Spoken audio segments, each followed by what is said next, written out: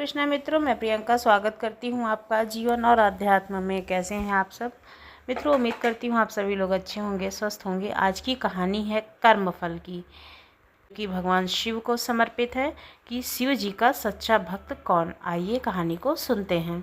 नगर में भगवान शिव जी का बहुत ही भव्य मंदिर था, जहाँ पर हर वर्ष दूर दूर से भक्तजन शिव जी के दर्शन करने के लिए आते थे। सावन के महीने में और सोमवार को भी दूर दूर से कांवड़िए कांवड़ लेकर भगवान शिव का जलाभिषेक करने आ रहे थे, क्योंकि सावन का महीना चल रहा था। मंदिर का परिसर भक्तों की भीड़ से भरा हुआ था। तभी अचानक से आकाश में बिजली चमकती है और सोने का थाल उतरता है। उसी के साथ ये भविष्यवाणी भी होती है कि जो कोई भी भगवान शिव का सच्चा भक्त और प्रेमी होगा, ये जो थाल है सोने का, ये उसी को मिलेगा। मंदिर के परिसर में उपस्थित सभी लोगों ने यह भविष्यवाणी सुनी और धीरे धीरे सभी लोग इकट्ठा हो गए। जो लोग मंदिर की व्यवस्था देखते थे, उन्हें तो पूरा ही विश्वास था कि ये जो थाल है वो उन्हें ही मिलेगा, क्योंकि उनको लगता था कि वो भगवान शिव के सच्चे भक्त हैं। इसलिए वे सबसे आगे जा कर के खड़े हुए। सबसे पहले पंडित जी आए और बोले कि देखिए, मैं प्रतिदिन महादेव का अभिषेक करता हूँ और ये भोलेनाथ का मैं निकटवर्ती हूँ, उनका प्रेमी हूँ, भक्त हूँ, इसलिए ये थाल मुझे ही मिलना चाहिए। इतना कह करके पंडित जी ने थाल उठाया। जैसे ही पंडित जी ने थाल उठाया, थाल पीतल का हो गया। ये देख करके पंडित जी जो थे वो अत्यंत लज्जित हो गए और उन्होंने थाल यथास्थान पर रख दिया और वहाँ से चले गए। इसी प्रकार वहाँ उपस्थित पंडित जी साथ साथ जो भी वहाँ रहता था, वो सब अपने आप को सच्चा भक्त मानते थे और उन सब ने थाल उठाया, लेकिन थाल किसी से भी नहीं उठा। किसी से पीतल का और किसी से तांबे का बन गया। सब यथास्थान रख करके चले गए। उसके बाद उस नगर के जो राजा थे, उनका आगमन हुआ। राजा साहब आगे आए और बोले, मैंने महादेव के मंदिर में बड़ी ही दान पुण्य किया है, मतलब बहुत दक्षिणा दी है, तो ये थाल मुझसे ही उठना चाहिए और मुझे ही मिलना चाहिए। इतना कहकर राजा साहब आगे बढ़े और थाल उठाया, तो जो थाल था वो तांबे का हो गया। ये देख करके राजा साहब बहुत लज्जित हुए और थाल यथास्थान पर रख कर एक तरफ खड़े हो गए।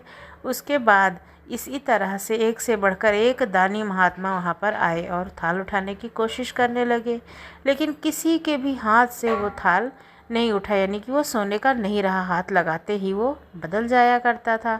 तब लोगों को पता चला कि हम में से कोई भी महादेव का सच्चा भक्त नहीं है। उसी समय एक किसान का आगमन हुआ। वो बेचारा महीनों के बाद सोमवार के दिन भगवान शिव का दर्शन करने के लिए आया था। उसकी जो गृहस्थी थी वो बहुत ही गरीब थी। वो मेहनत मजदूरी करके अपने परिवार का गुजारा करता था। अभी रास्ते में ही आ रहा था कि कोई भिखारी मिला और कुछ खाने को मांगने लगा। इस किसान को दया आ गई। उसने खाने के लिए जो खाना रखा हुआ था वो भिखारी को दे दिया। थाल के बारे में इसने भी सुना था, लेकिन इसने उस ओर कोई भी ध्यान नहीं दिया। सीधा मंदिर में गया और महादेव का पूजन करके बाहर आ गया।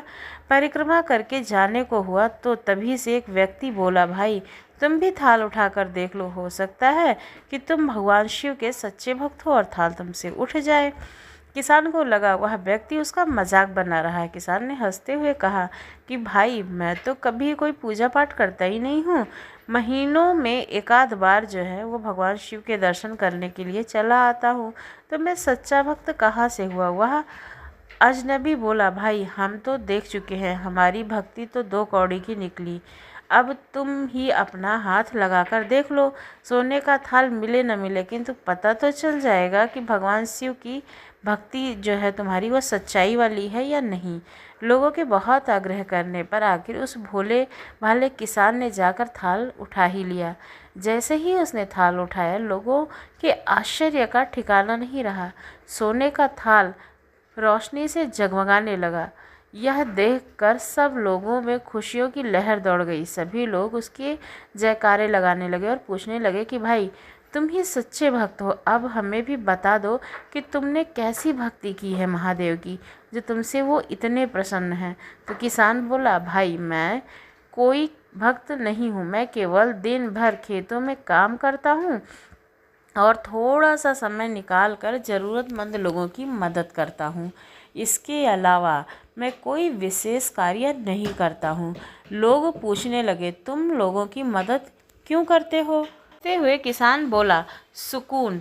दूसरों के चेहरे पर मुस्कान देखकर मुझे जो आनंद आता है उसे मैं शब्दों में बयां नहीं कर सकता हूँ। शायद यही कारण है कि महादेव मुझसे खुश हैं। इसलिए हमेशा याद रखें कि कर्म का आरंभ भी आनंदमयी होता है, दुष्कर्म का आरंभ दुख होता है और वो अत्यंत दुखदायी होता है। आप सैकड़ों मील की यात्रा करके भी दूसरों का दिल दुखाते हैं तो आपकी वह तपस्या साधना सब बेकार है। अगर आपको ये कहानी अच्छी लगी हो तो हमारे चैनल को प्लीज़ सब्सक्राइब कीजिएगा और हमेशा जो लोग भूखे हैं, जिनके पास नहीं है, निर्धनता है, उनके मदद करने की कोशिश कीजिए। आप ऐसा कर्म कीजिए कि आपकी अंतरात्मा में कभी भी तकलीफ़ ना हो, आप अपने आप को कभी भी गिल्टी ना महसूस करें, क्योंकि हमारी अंतरात्मा हमें ज़रूर लज्जित करती है दुष्कर्म करने से।